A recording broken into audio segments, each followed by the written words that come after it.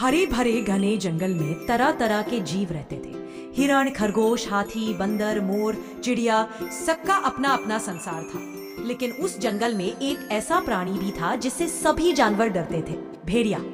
वह भेड़िया बहुत ही चालाक, शक्तिशाली और महत्वाकांक्षी था। उसका नाम था वीरभद्र। वीरभद्र साधारण भेड़िया नहीं था, उसके भीतर सत्ता पाने की ललक थी। वह हमेशा सोचता रहता, क्यों मैं केवल एक झुंड का नेता बनकर रहूं? क्यों न पूरे जंगल का राजा बनूं? आखिर शेर ही क्यों राजा कहलाए? जंगल का राजा पहले से ही शेर था। शेर शक्तिशाली था, परंतु अब वह बूढ़ा हो चला था। उसकी दहाड़ पहले जैसी नहीं गूंजती थी और शिकार करने में भी उसे कठिनाई होने लगी थी। जंगल के अन्य जानवर धीरे धीरे यह समझने लगे थे कि अब शेर का प्रभाव कम होता जा रहा है। यही मौका था जिसका इंतजार वीरभद्र कर रहा था। एक रात चांदनी में वीरभद्र अपने झुंड को लेकर बैठक करता है। उसने कहा, सुनो भाइयों, अब समय आ गया है जब हमें भी इस जंगल का मालिक बनना चाहिए। शेर बूढ़ा हो चुका है, उसकी दहाड़ खोखली हो गई है। अगर हम सब मिल जाएं, तो हम पूरे जंगल पर राज कर सकते हैं। भेड़ियों ने पहले तो संकोच किया, लेकिन वीरभद्र ने उन्हें शक्ति और सुरक्षा का वादा किया। अगर मैं राजा बना तो हर कोई सम्मान पाएगा, किसी को भूखा नहीं रहना पड़ेगा। उसकी बातें सुनकर भेड़ियों का दल उसके साथ खड़ा हो गया। धीरे धीरे भेड़ियों ने छोटे जानवरों को डराना शुरू कर दिया। कभी खरगोश के घर से गाजर उठा ले जाते, कभी हिरणों के बच्चों को दौड़ा देते। जंगल का माहौल बदलने लगा।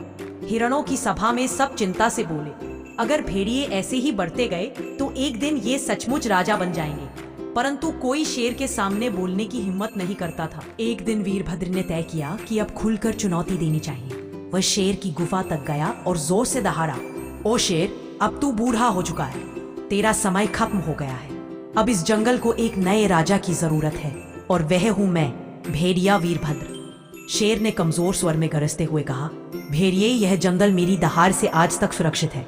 मेरे सामने राजा बनने का सपना देखता रहे। वीरभद्र ने हंसते हुए कहा, सपना नहीं, हकीकत है। अब या तो तू राजगद्दी मुझे सौंप दे, वरना मैं तुझे हटाकर खुद राजा बनूंगा। शेर को अपनी शारीरिक कमजोरी का एहसास था, परंतु उसकी शान उसे झुकने नहीं दे रही थी। उसने लड़ने का निर्णय लिया। पूरा जंगल इकट्ठा हो गया। एक तरफ बूढ़ा शेर, दूसरी तरफ शक्तिशाली भेड़िया। लड़ाई शुरू हुई। शेर ने पूरी ताकत से भेड़िए पर झपटा, परंतु उम्र ने उसके पंजों की धार कम कर दी थी। वीरभद्र ने चपलता से वार बचाकर शेर की गर्दन पकड़ ली। शेर ने पूरी कोशिश की, परंतु अंततः वह हार गया। सारा जंगल स्तब्ध रह गया। अब वीरभद्र ने खुद को जंगल का राजा घोषित कर दिया। शुरुआत में वीरभद्र ने सबको खुश करने की कोशिश की। उसने ऐलान किया, अब कोई जानवर भूखा नहीं रहेगा, मैं सबको बराबर का हक दूंगा। जानवरों को लगा कि शायद अब अच्छे दिन आएंगे। खरगोशों को गाजर खेतों से लाने की अनुमति मिली। हिरणों को बिना डर घास चरने दी गई और पक्षियों को खुले आसमान में उड़ने की छूट मिली। परंतु यह सुख ज्यादा दिन तक नहीं रहा।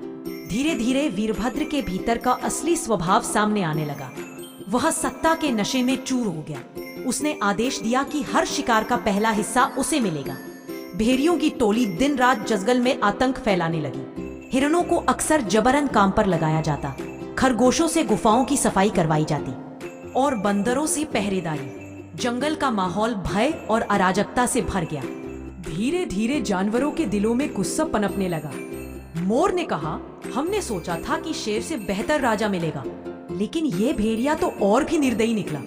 तोता बोला, अब अगर हम सब एकजुट नहीं हुए तो ये जंगल नरक बन जाएगा। जानवरों ने गुप्त रूप से बैठकें शुरू कर दी। शेर लड़ाई हार चुका था, लेकिन अभी जिंदा था। वह जंगल के कोने में शांत बैठा रहता। एक दिन कुछ जानवर उससे मिलने गए। उन्होंने कहा, हे राजा, हमने गलती की जो भेड़िए को सत्ता लेने दी। अब वह हम सबको गुलाम बना रहा है। शेर ने गहरी सांस लेकर कहा, मैं अब कमजोर हूँ, पर तुम सब अगर एकजुट हो जाओ तो किसी भी अत्याचारी को हटा सकते हो। याद रखो, सच्ची ताकत अकेले में नहीं, मिलकर रहने में है। जानवरों ने शेर को प्रणाम किया और निश्चय किया कि अब वे वीरभद्र का मुकाबला करेंगे। अगले पूर्णिमा की रात जंगल के बीच सभा हुई। हाथी, भालू, बाघ, हिरण, बंदर, पक्षी सब इकट्ठे हुए। जब वीरभद्र अपनी टोली के साथ आया तो जानवरों ने उसका घेराव कर लिया। हाथियों ने अपनी सूंड से भेड़ियों को इधर उधर फेंक दिया। बंदरों ने ऊपर से पत्थर बरसाए और पक्षियों ने शोर मचाकर भ्रम पैदा किया।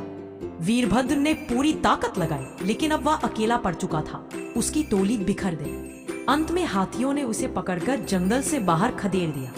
भेड़िया राजा हार गया। जंगल के प्राणियों ने मिलकर तय किया कि अब किसी एक जानवर को राजा नहीं बनाया जाएगा।